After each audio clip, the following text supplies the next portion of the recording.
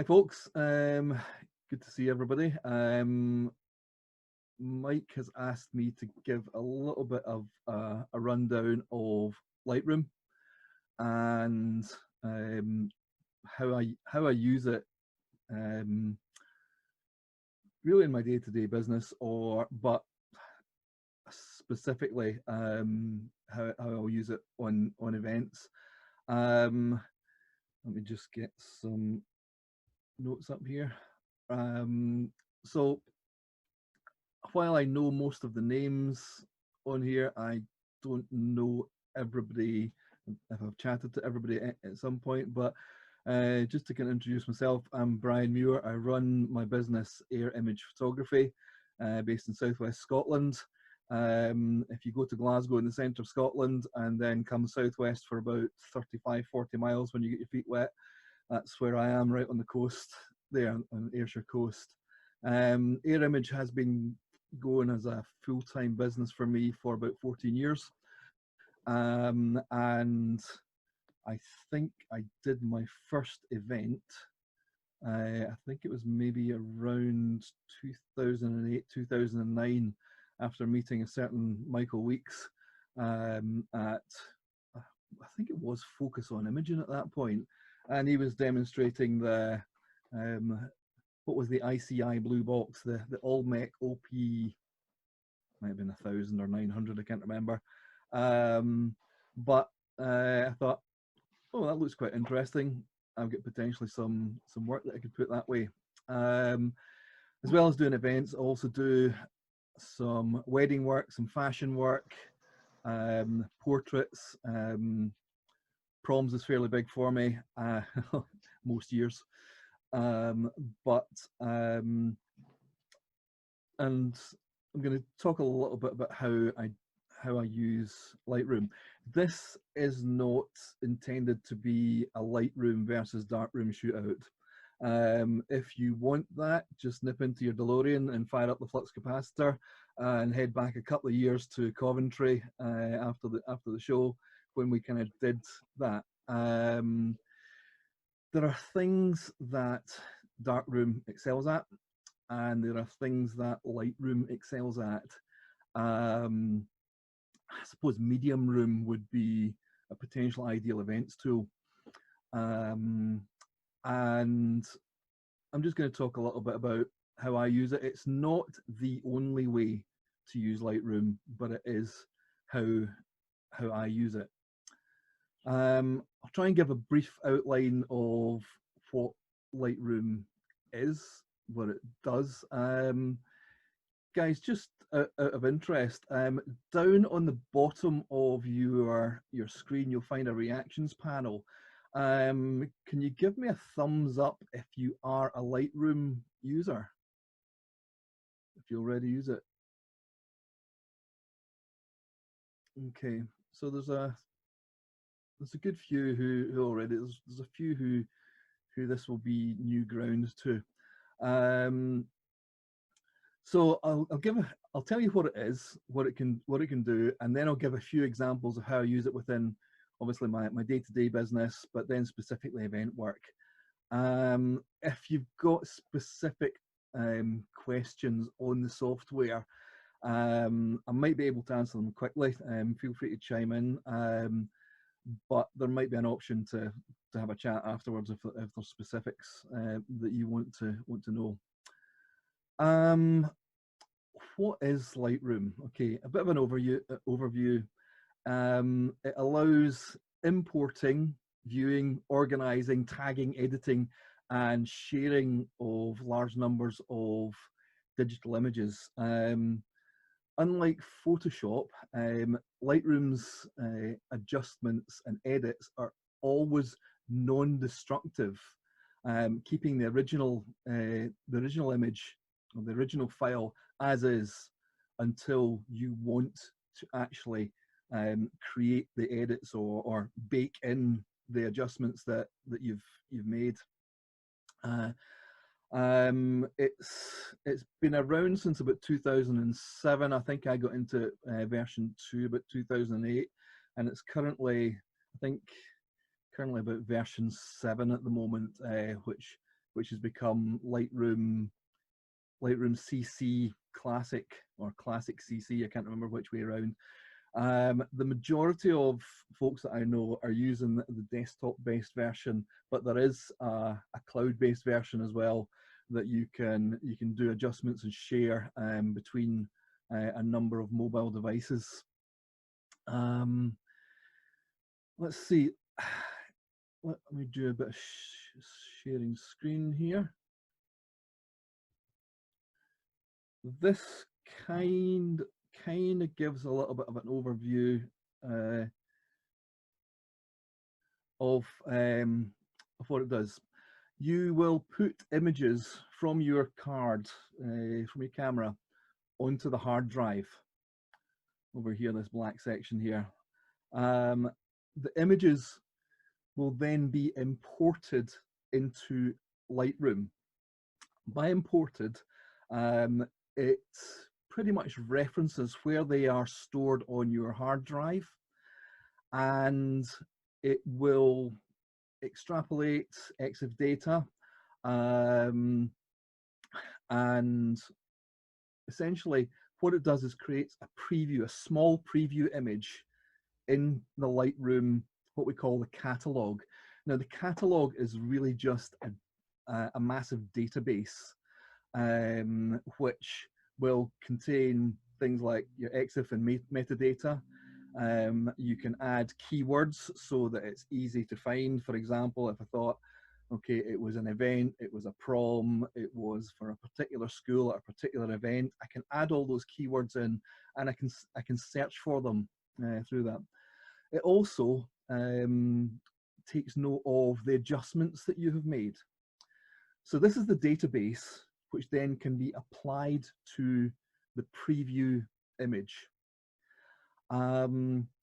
which then goes out to your monitor.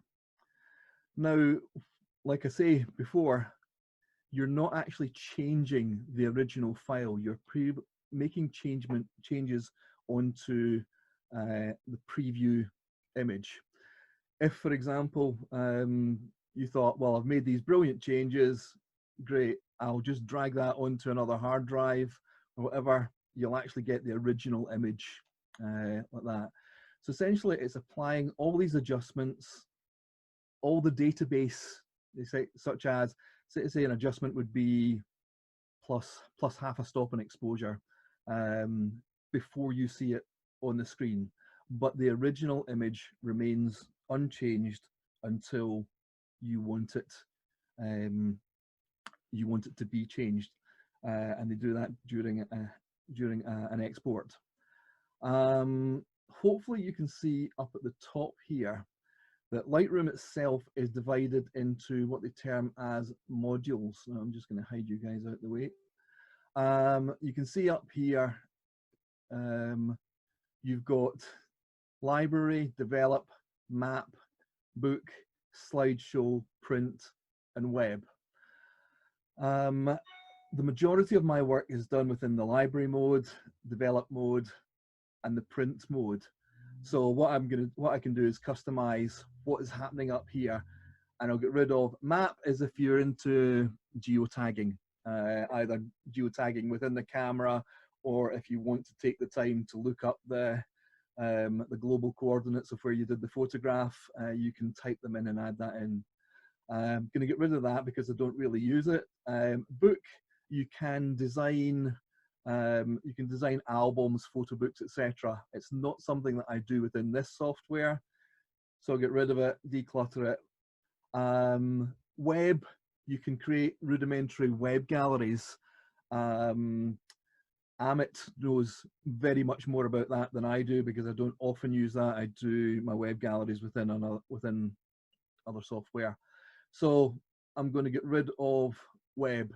So essentially I'm left with the modules up here that I use on a regular basis.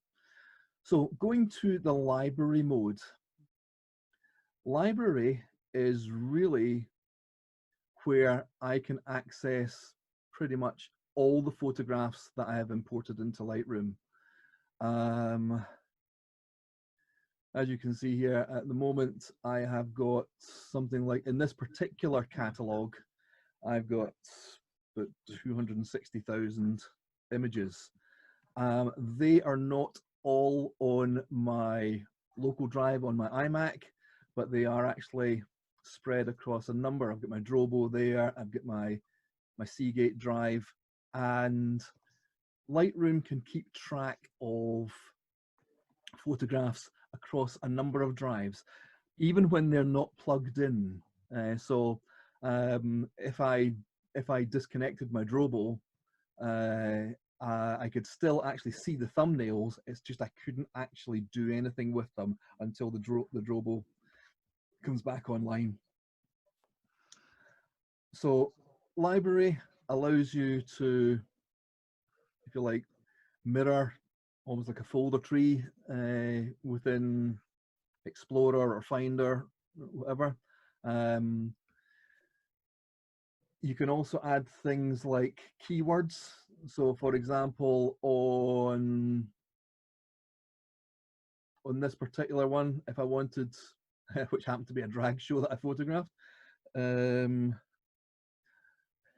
so put in some keywords such as the year, what it was about, stuff that perhaps I'll think, well, I remember that guy, girl, did the drag show. I could type in drag and I could search. So really, within just a few clicks, I can pretty much get to or find any image that's within my catalog, going back to whenever it started. So I guess 2009-ish was when I first started doing it. So that's a quick over. This is a very quick overview of what Lightroom does. The develop module. Let me just find this. Is where I can make changes to my images. Let's go down here to my collections.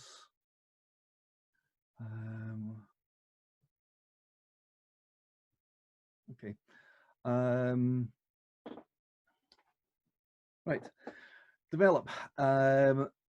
For example, let me just head over to the develop module, and you'll see some controls down our right hand side here that will allow me to make changes such as exposure, contrast, shadows, blacks and whites, etc. Essentially just allowing you to make some changes to your image. Let me just reset all those again.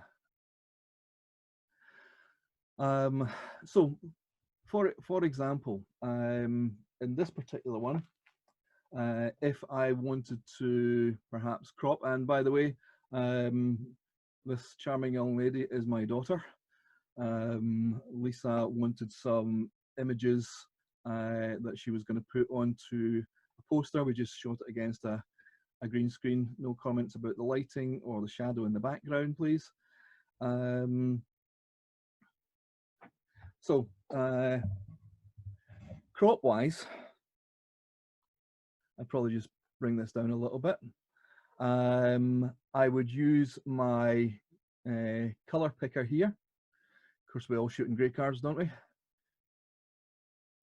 Slight adjustment to the color. I might want to just boost the contrast a little bit.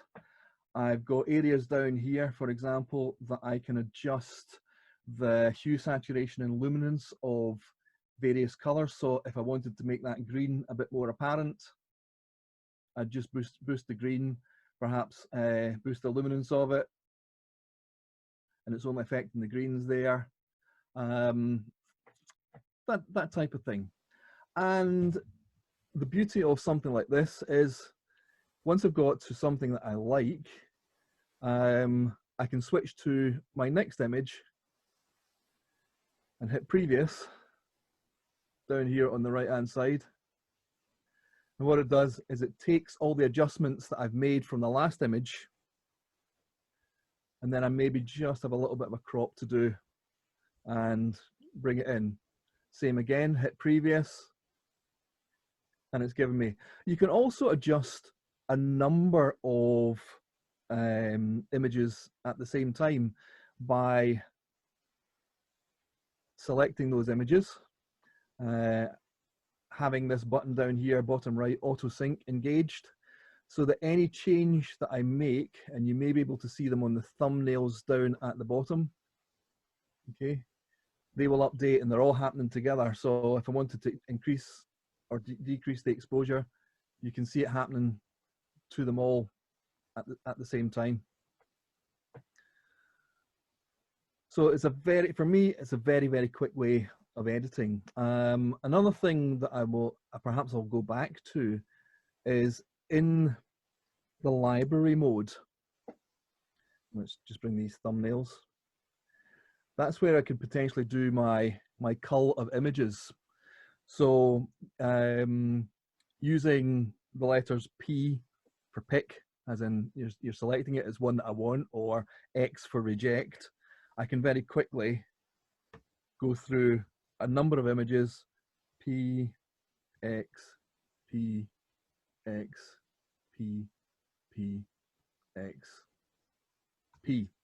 And then I can say to Lightroom, using various filters, show me only the ones that I've picked.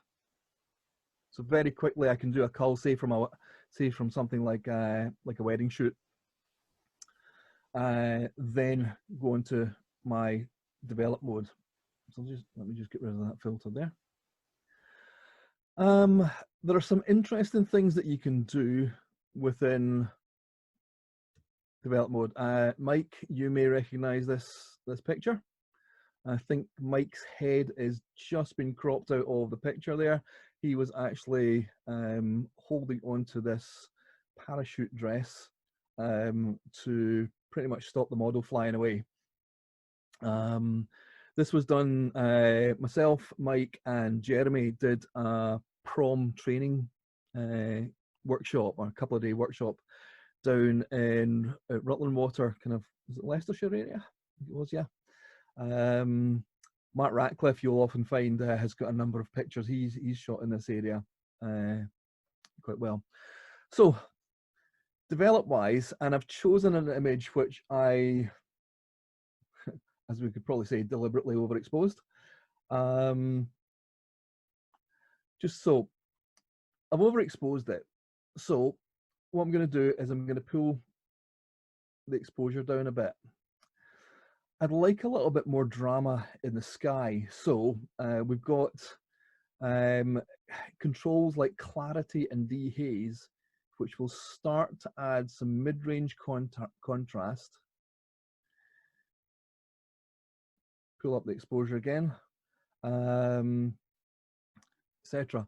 So we're starting to get a little bit more detail in the sky. So I'm having to move you guys out of the way so I can see this. There's some interesting things like what they call local adjustments. For example, there's one up here, up on the right, called a gradient filter, which will essentially do an effect, whatever you decide you want it to be, from full strength to almost zero strength. And I've got one here called Sky Drama. Now what this does, it's going to add a little bit more clarity and dehaze, and it's going to bring the exposure down just a little bit. And as I draw this from top to bottom, it starts to bring out a bit more detail in the sky. You can go back, and by selecting this control point here, change it, alter it, change the color to something fairly awful. So that gives you an idea how you can do. There's also things like other controls. So you had that gradient top to bottom. something like a radio filter. So rather than being a gradient, you've got something a little bit there. So if I wanted to potentially have a look at this sunset, warm it up a little bit. I'm doing this, as many will see, extremely roughly, just so it's probably going to come across on the video a little bit more. And I can select any of these control points. I can move them, etc. The beauty is that I can then come back, no matter how much later, and I don't need to hit save or anything like that. Essentially the database has remembered which point we're at. Now you can see over here on the left hand side, we've got all of the steps that I have made. Okay, so the history panel there, potentially with that radio filter there, I can bring down highlights a little bit, stretch it out, feather it off a little bit more so the effect is just a little bit more subtle. Add in something like a vignette, lift the shadows just a little bit so we can see our beautiful model Charlie here, and from there we've now got to there. Okay, artistic wise, you may like it, you may hate it, we'll both be right. Okay, the beauty of this now is that I can say, well, I like that look. I've got that set up. I quite like that look. I can now save. Oops, don't like that look. I can now save this as a preset. So essentially, it will remember all the steps that I have done. So create a preset. Event specific. We'll call it Charlie Prom. And you can see up here, it's now saved. So let me go back to the original image,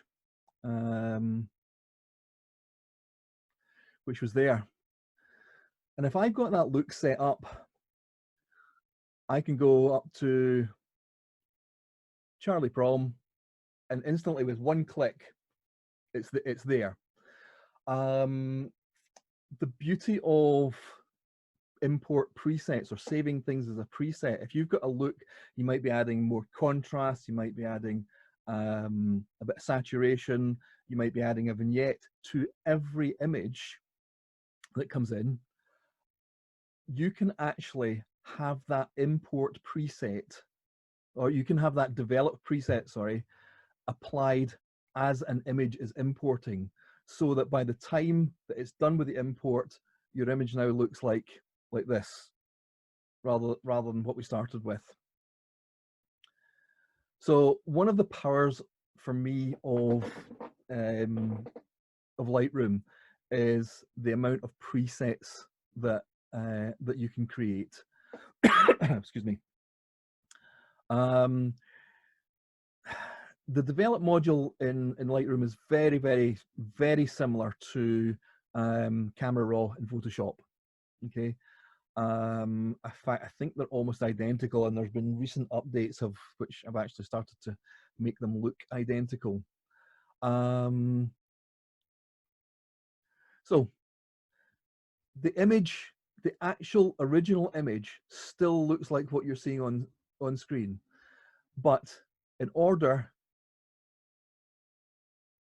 to, there we go, in order to, if you like, bake these changes in, I would then have to export the image.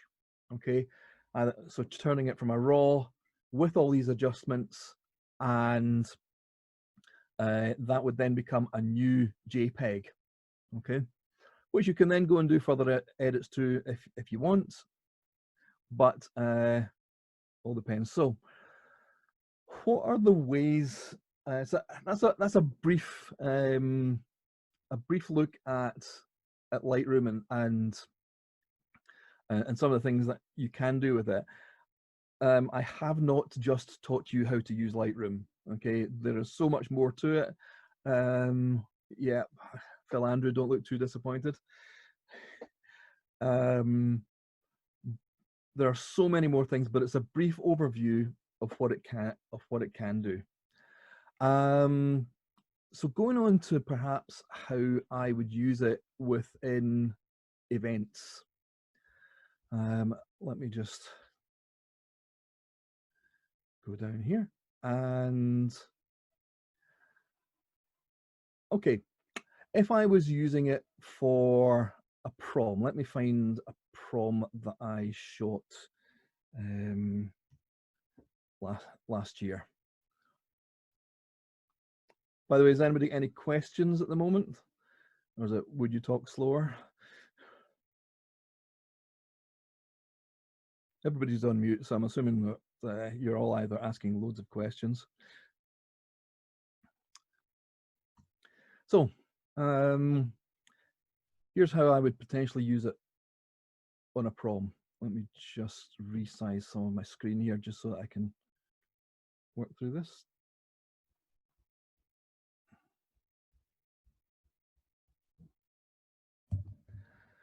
Sorry, guys. So here's a prom shoot from last year. And one of the great things about Lightroom is the ability to use it as one screen for you and one screen for the customer. So can you see that secondary screen on? You can, thank you, Simon. Okay, that's what the customer is seeing. Okay, this screen here. Okay, we have got access to pretty much everything in Lightroom, but the customer is only seeing what you want them to see. So for example, if I wanted to show this group of photographs, and hopefully it will update. I may need to, this may not work as I expected it to work. Secondary screen showing at all? Or is it grey, blank? Okay. It's blank. Are we on now? Yes. Okay. So this is triplets, and so they come looking to see their pictures, and I can show them all of the pictures together. I can show, actually, just as a little aside, this set of triplets, they had a friend who was standing behind me with a camera phone and thought they would outdo the photographer by getting their own pictures, which they did, and they sent them to me. Okay, almost exactly the same pictures. Which one's yours? The one without the tree stump. But I thought it was actually quite a good show of, if you're happy with your prom pictures on your phone, have a look. So going back to these guys, and I'll try and arrange the screens here so that you can see them properly. So I can then say, well, we want to see just the ones of the three of us. So I can go there. We don't like the middle one. Okay, so that kind of level of control. So dual screen mode is great. It also within this mode here, I can very quickly scan through. Okay, was your photograph done daytime or evening time? Oh, it was an evening time shot, and the girl's got a very, very recognizable dress on. Let me just put this back up. And so here's your 6 pictures. I think these were shot rather than within 15 seconds. These were maybe about 30 seconds work here. So in my prom, so I've got full length look into camera, full length, 3/4 length look into camera, 3/4 length and full length looking away from camera, and the swoosh. So no, I don't like the close-up ones of me, so we can get rid of them. Yeah, really love them, and I can send them immediately to the printer. So that's how we use our dual screen and our customer selection process, I guess.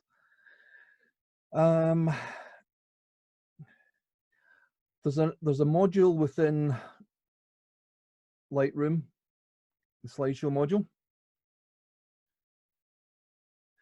and I can set up various ways for them to see their images. So perhaps I may have a separate laptop playing on a big screen, and it's just going to create a quick slideshow.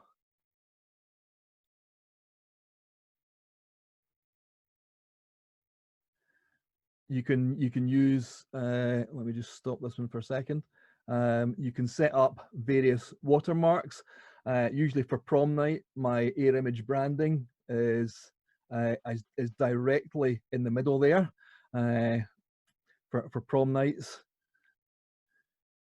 and I usually have the slideshow running so fast that it makes it really difficult for them to capture their image. Oh, there's me.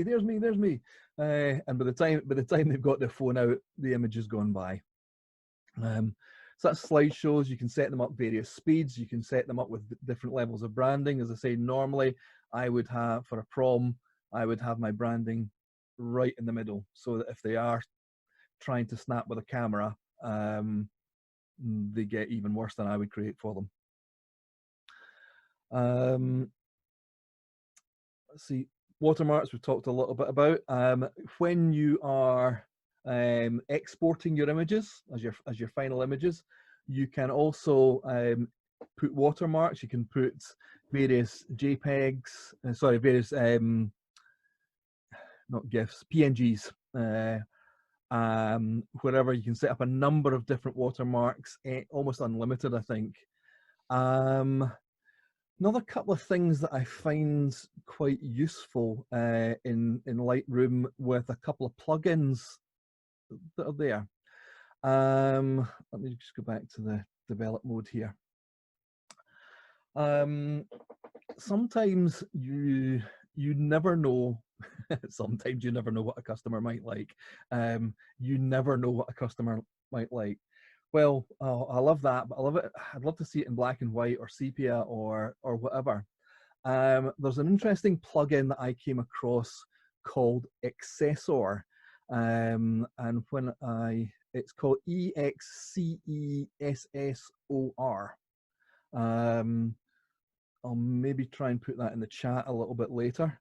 But Excessor, what it will do is it will look at the thumbnail and create another number of thumbnails. So, for example, in my presets here, I've actually got an Excessor folder. So these are, if you like, a number of different looks. So as I sort of hover the mouse over them, there's a black and white, strong black and white. There's a kind of desaturated look. There's a warm sepia look. And there's a cross-process look. And with running Excessor, which I suddenly realized that I didn't have installed on my main iMac, so it's the demo version that's on it. Up to File, Plugin Extras, Excessor, and it has this lovely thing delaying 4 seconds because you're only using the thing. And what I'll do is I will just run it. And if you look down at the bottom here, it's creating what they term as virtual thumbnails or virtual copies. And what hopefully it should do is, once it's finished doing its thing, it's automatically and fairly quickly created a new thumbnail with the preset applied. That one should be black and white. Not sure why it's not, but there we go. The beauties of live television and live demos. When I tried that earlier, it did create a strong black and white contrast. Essentially that one, which it jumps back to. That's interesting. Okay, but as you can see, it's created however many versions I want of that, and the customer can then go on and, by activating that dual screen, which one do you like the best? Oh, I really like the sepia one, or I really like the strong black and white, which hasn't worked at the moment, but believe me, it does. So that's a very quick way of creating this type of thing, so a customer can see very, very quickly if they like a particular version of. So that's Excessor, Excessor. It is a freebie to trial. It will give you that lovely. We are just adding 4 seconds delay time to annoy you because you haven't bought it. What I discovered is that after a certain number of uses, that delay time becomes 10 seconds, becomes 30 seconds, etc. So it encourages, I think it's about $10 or something like that to actually buy. That's Excessor. There's obviously, and running through things quickly, we've now got the print module, and I'll send that over to prints. And again, with Lightroom, the power in it is very, very much in the presets. So I can set up a number of paper sizes here, whether I want that set to a 9:6, a 10:8, 12:8, and each one of these presets can send the image to a particular printer. Obviously, the 12:8s, the 10:8s will go to the DS80. Everything else pretty much goes to the DS40. So again, print module, very, very good for quickly accessing different sizes. But within the print module, you can also set up, instead of printing to a printer, it can print to something like a JPEG file. So for example, if I wanted to have that on my social media, I could, for example, add that print output. Now within that, I've said print it as or send it as a JPEG 9:6 format, but add on my branding at the bottom here. Okay.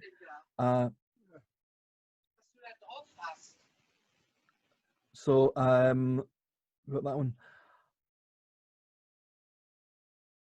My apologies, guys. Just 2 seconds. If you were creating a contact sheet, for example, okay, if you were creating a contact sheet with all of these images here, and I'll just go to my preset up here of contact sheet. You can add a number of things in the contact sheet, including things like if you really wanted file name. On this particular one, I've got my camera settings. If I was doing something like a teaching seminar or something like that, I could then show, well, images were captured such and such. If I, example, wanted this guy, and he wanted that for his passport pictures, I've got one set up for passports. Okay, we can do one image per sheet. So that's an 8x6 divided up into 16 passport size photographs. I can take off the repeat one photo and it will populate with however many images I want to select.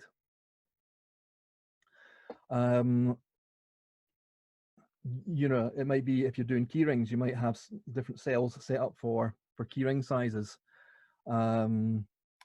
Any number of things. Another thing for the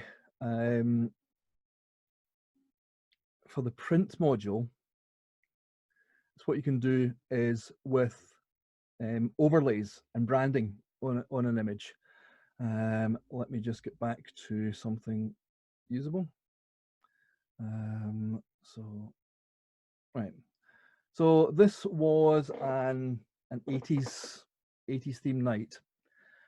And what I can do is I can actually overlay each print with a graphic, a PNG graphic, which I think I've got set up here, event specific.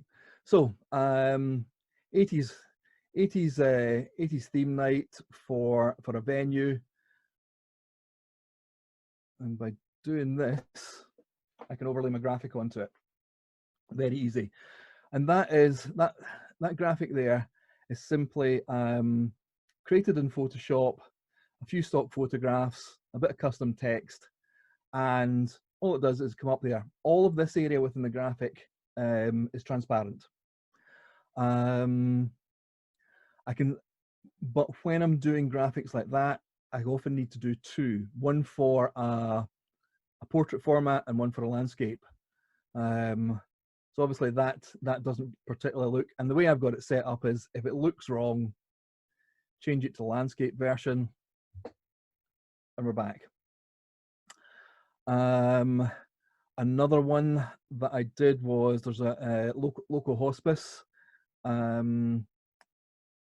They do, I guess some folks call it a moonwalk, midnight walk. And there's one that I created in Photoshop, if this will catch up. Okay, so we've obviously got the client's logo, the event name. I've got sponsors' names down on there. Again, just created in Photoshop with a blank area, transparent area in the middle. And the other one was done as what they term as a lower third. Sometimes, so if I switch that over, you can see how it's done. But this one is done as a full graphic, completely surrounding the image. So portrait. And the great thing about this is the graphic itself stays in place, whatever. So somebody else comes along and says, oh, can I see my picture? All you do is you select their picture and automatically the graphic remains, but the picture changes. And again, like I did before, there's one for a landscape version. So again, I think my computer, there we go. Computer's running a little bit slow because I'm streaming as well as other stuff. So any number of ways that you can do this. My graphics are, they all created in Photoshop. I do have a little bit of a history of doing graphic design work, so I create all these myself. I have done for a number of folks within the EPS, so plug, if you're looking for graphics or graphic design, it's something that I can potentially help you out with. I mean, some of the ones that I have created before. Let me get rid of my overlay graphic. User templates. The background, the main image was done in PhotoKey, and then just the overlay graphic done in Lightroom when it comes in.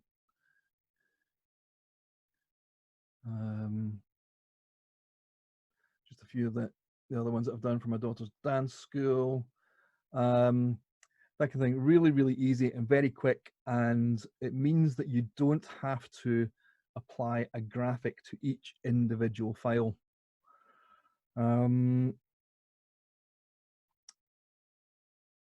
Let's see. I think, guys, that may be a quick overview of just how I have used Lightroom. There are many, many other ways. If you guys all want to demute yourselves, if you get any questions, I'll stop the sharing here.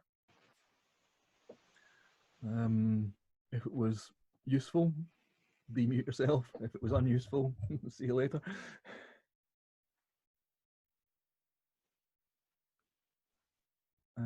You want to cancel the spotlight on me, Simon? All right, then I will do. Hang on. Anyway, just as a quick thanks for that, Brian. Thanks. You're welcome. Guys, if there's any specific questions on the software, I think most of you who are on here either use it or have used it, etc. It's a tool. It's a tool, and like I say, I'm not going to go into Lightroom is better, Darkroom is better, because if you can use them both or either of them effectively to make you money, then that's the right tool for you. What's the limit? Can you do an auto to take a picture, send it into Lightroom and get it to automatically print? Say again? You take the picture, send it wirelessly to the computer into Lightroom and automatically print. You could. There are plugins such as the Jeffrey Friedel plugins, which will do an auto import, add a developed preset, and then an auto export to a hot folder that your printer could then pick up. Yeah. If it, so yeah, you could do. I tend. If you were doing like a super high volume event where it literally is click, go over there and pick up your print, yeah, you could do it that way. I believe that you would need to run something. I can't remember which one it is, but the auto import one is Folder Watch, but you can then run an additional plugin, and I'm sure it's by Jeffrey Friedel, which will then send that to a hot folder, which your printer could pick up. Yeah, I got a DS40 that will automatically pick up a hot folder. Yeah. So once you got it in there, it will automatically do it. Yeah. It's getting it into that folder in the first place. Mainly for my prom work, I have almost a one developed preset fits all. What it will do is it will add a bit of contrast boost, a little bit, tiny bit of vibrance boost. It will usually add a bit of a vignette.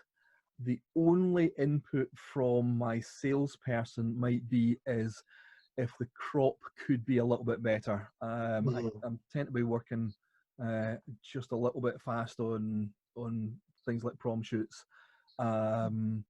And so if the crop could be a little bit better, then my salesperson may do a crop adjust before sending it to print. Yeah. I think in mainly football presentations where you have various sessions, and in between the sessions they come to get a photo taken, and it's got to be quick. Yeah. So they pretty much want it as quick as you can get it out the printer. Yeah. Thanks. Brian, what's the limit in terms of layers? Sorry, Paul, I can barely hear you. Yeah, I think my microphone's not very clear. Is that any better? Yeah, that's better. Okay. The layering as you do with the graphic. Yeah. What's the limit in terms of layering options you've got within Lightroom now? okay, I'm going to go back. It Because depends. I mean, as far as creating, are you thinking like creating things like montages? well, just generally laying PNG graphics down. I mean, I know that you used to use the watermark as one layer. Yeah, I think you can get away with 2 or 3, can't you? That's you can almost get away with 2, which is the combination of identity plate, which is which is what I often use for the overlay of my graphics, and the other one is watermark. Yeah. So it does need a bit of pre-planning. Like I said, there's one here. I'm just going to go back onto screen sharing when we talked about montages. It is nowhere near as good as Darkroom for creating montages on the fly. You really have to be excuse me. Let's see. Right, you really have to be prepared. So montages. You guys seen the rugby image there? Yeah. Okay. So if I want to do something like a team and individual, I've created an overlay for that one. Okay. Right. So a rugby football club mini tournament 2019. What we've got here is we've got our overlay graphic, and if I can switch that off, what we've actually got is we've got, can you see the outline of the 2 cells? Yeah. Okay. So let me go back into, get that back up. So I can now drag in the team and the individual. There are a couple of anomalies and workarounds, and like I say, so it can be done in Lightroom, but it's nowhere as slick as slick as Darkroom. For example, I've created the graphic. We've now got our 2 images sitting on top of the graphic because I've got this box here checked, render behind image. Once I uncheck render behind image, you'll see the graphic come to the front, and you'll see all the various graphic effects that I have in place, get in place. So we've got sort of drop shadows, that type of thing, fades and blends. So yeah, you need to be prepared, and if you want to make up a graphic and then populate it with different photo cells, which you can then drag images into. So you know, going back to the start there, so we do want the team, but different guy. We drag him in, hit render behind image, which brings the graphics to the front, and that looks a bit better now. So montages are possible, but you have to do a fair bit of pre-planning. I've just put the link to Jeffrey Friedel's folder watch. I'm reading the blurb, which I wasn't really aware of. It also includes an export module, Yeah. so Yeah. you should be able to import, preset, export. Also, so it is the automation. Yeah, it is. I'm just putting into the chat as well that plugin. I've done it already. You have Accessor. Thank you. Right. It's the one that will create, and essentially it's not creating new images, it's purely creating new thumbnail previews to show your clients.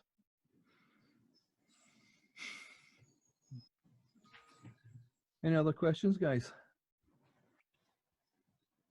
Why am I not using Darkroom? Well, no, I don't think you've persuaded me to Brian, but it is definitely something that I will be playing with in future, just for a bit of fun and probably on my own picks, and see whether I incorporate it into the workflow at all. But great presentation. Thank you very much. I've got to run now because I have a Strava date. Nice. See you all next time. Thanks, Shane. Cheers, Brian. Take care, mate. Take care. Bye. one feature, Brian, that you brought out there, which I've not seen on Darkroom, and that's probably because I never looked, was on the second screen to have more than one image. And that's an interesting feature, that for a prom where you've taken 5 or 6 images, Yeah. you can show all 5 or 6 and you can very quickly narrow down what their selection is. Yeah. So I don't know if Simon's ever done that on Darkroom, even if it's possible. But that's a nice, to me, that's a really nice feature for a social. Yeah, it's just to me it helps with the multiple sale. So if they can what's it, Mike, you've often said, if they can't see it, they can't buy it, that kind of thing. Yeah, and you never ask which image, you ask which images, and so by putting Yeah. up on the screen, you're automatically asking which of these images would you like. Yeah, and it also helps. There's, can I see them all together? There's no way that I can't do without that one, you know, that kind of thing. So so the having multiple images up helps with the multiple sale rather than just a single image. Hello, afternoon, guys. Can you hear me? Yeah. Can, Mark? Yeah. Yeah, just to give my thoughts on that, it's one of my favourite features of Lightroom when selling, the fact that you can get multiple images up on the screen. The survey mode is a fantastic sales tool, It is. and it will sell a lot more pictures, because you stick 9 pictures in front of somebody, 9 good pictures, and it makes it very hard for them to say, oh no. It's much easier for them to buy 6 or 7. When you're doing it 1 or 2 at a time and trying to add on, it's a painful process. It's a lot slower and it's not so effective, and you don't take as much money.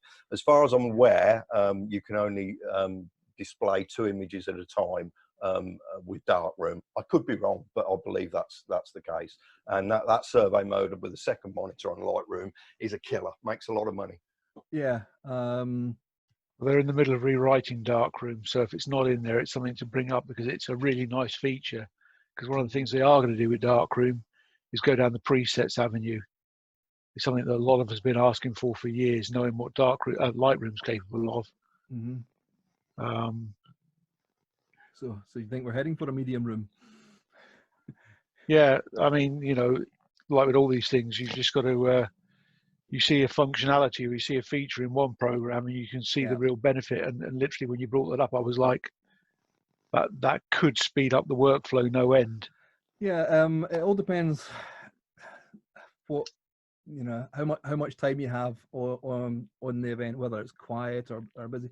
But what we tend to do with our sales process is go through each of the individuals' images very quickly, so they can see, and then instantly you just click the first image, shift click the last image, and they all come up on the screen together.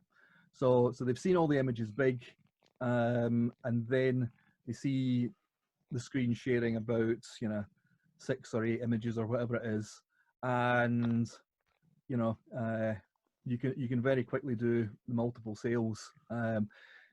Tends to lead to sales of about 2 or 3 images. You tend to get, on average, down to about 3 images that they can't possibly do without.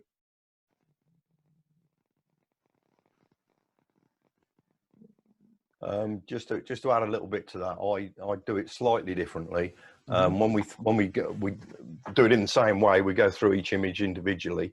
But as we do so, we ask the customers to comment as they go through, and if they respond in any sort of positive way, we hit B on the keyboard, which automatically adds it to the quick collection. So the quick collection, yeah.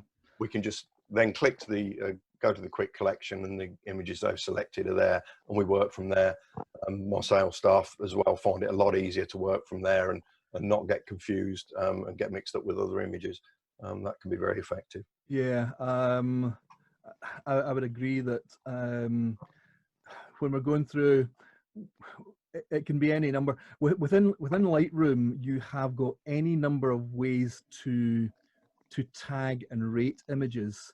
You can either tag them with a flag, you know, which is the pick. You can tag them with any number of stars, 1 to 5, I think it is.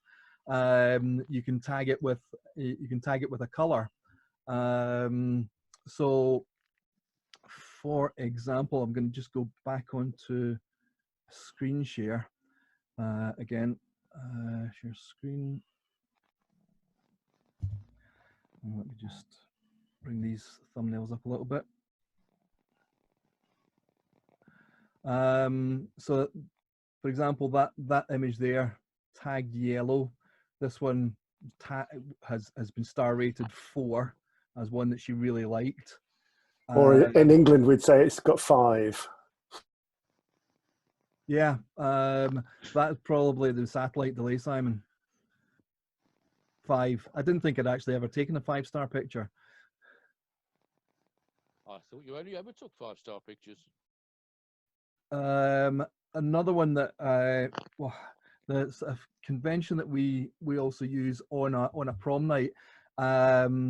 If a picture has been purchased, therefore printed, on that picture we'll press the number 7, and that actually colors. You can see the thumbnail. It colors the thumbnail yellow, and at the end of the night, I can then say to Lightroom, show me just the yellow ones, and those were all my sales.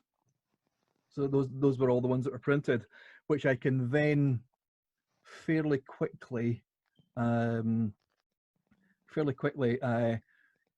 a Facebook low res image just of the ones that were sold, and they can go up. You know, when I create a Facebook image, it brands it with their image.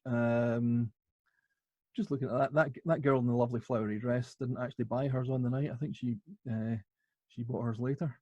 The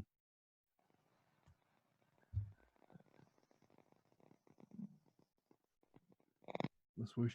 The only thing which I have been asking, and I think Amit has been asking Lightroom to do, is one of the things is if you forget to tag an image as being printed, the only way to actually find out is you can actually go through the history. If you saw the develop history, it also will show print within that history. And I've been asking Lightroom developers if you can potentially make that as one of the pieces of metadata that that Lightroom can actually read itself. So at the end of the night, you could set up a what we call a collection of images, and so therefore any image that was shot tonight and has the word print in the history, put it into this collection, and all of a sudden automatically you get that. It doesn't have that kind of level of reporting, and I think Darkroom does. I think that's one of the things you can see which very quickly which images have been printed at the end of an event.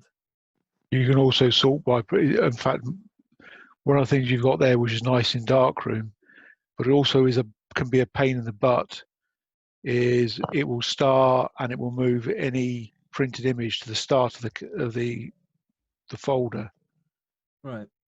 Which is a pain when somebody says, "Can I see all my pictures?" and it's moved back over. You don't have to sort by printed, but you can do. But it puts a little star on them, so you just like that there. Fran, I've just seen on your on the chat there. Didn't realize you could export. Yeah, yeah, Fran. Okay. Oh, it's that's for kind of roving photographer type work, where you're just taking photographs and people are collecting prints. And I didn't realize you could do that with Lightroom, actually. Yeah, you can export it. You can also email directly from the program as well. Okay, I'll have to look at that. Okay. Again, I'll let me just go into quick screen share. And if you export, you've got any number of presets. So I've created ones which I can specifically set up for social media size. So it will resize the image to, I think, 2048 pixels on the long side. Things like full size JPEGs. You can, on the export dialog, you can go up to email, and you can email directly from Lightroom as well. There's also a number of ways that you can publish directly from Lightroom into to Facebook, Flickr. There's even one that you can put into to Instagram. You can add all your text, your hashtags, etc. in Lightroom.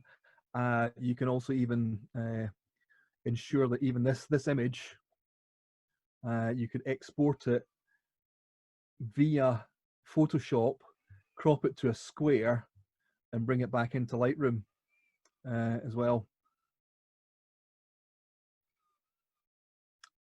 So direct publishing is quite handy as well, quite a quick one, all from the one control center.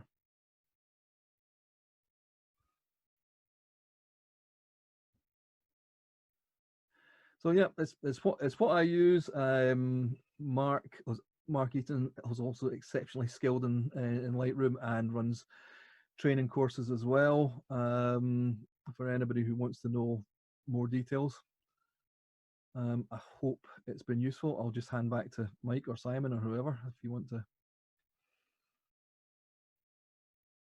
Thank you very much for your time, Brian. Sorry, Paul, I've lost you again. Thank you very much for your time. Welcome. I think we're actually really lucky in the group. We've got 3 people I know of that use it a hell of a lot. So that's Mark Eaton, Amit, and Brian, and any of them could have given us a presentation of how they use it. Short straw then. But you know, I think it's just one of those things. We have an inordinate amount of knowledge in the group about events, and if people want to know, we've got a lot of people that are very generous with their time.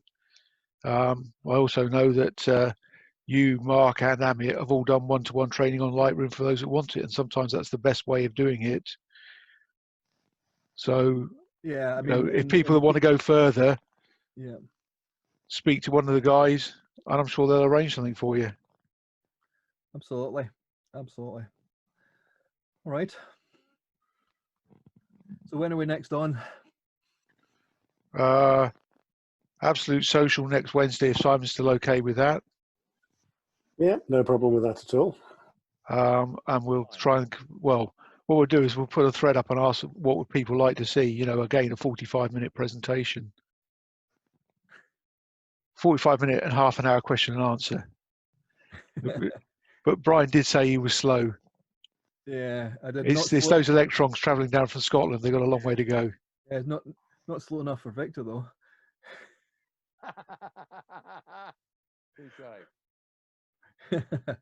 No, he did mention. He did say that he wasn't going to be able to make it. Cool. So Right. So next Wednesday is 8 o'clock. Yeah. Yes. Yeah, 8 o'clock the next Wednesday, and we'll do another 4 o'clock in a fortnight. Thanks very much, guys. Excellent. No worries, and I'll get this edited up and posted online eventually. See you all later. Thanks, Take care. guys. Simon, for your help. Thanks. Take care. See you later. Bye-bye. Bye. Bye-bye. Bye.